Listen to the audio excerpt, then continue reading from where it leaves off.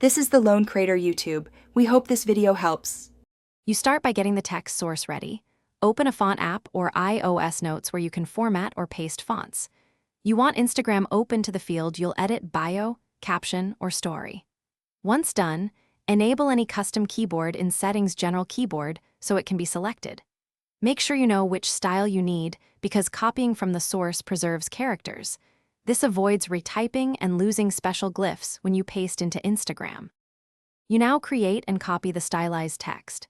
In your font app or notes, choose the iOS style or Unicode variation you want. This controls visual weight and spacing. Once satisfied, tap Select All and copy to capture the exact characters. Copying, not retyping, preserves special glyphs.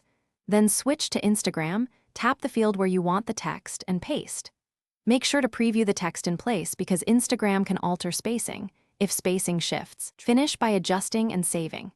After pasting, trim extra spaces, fix line breaks, and format alignment so the text reads correctly on mobile.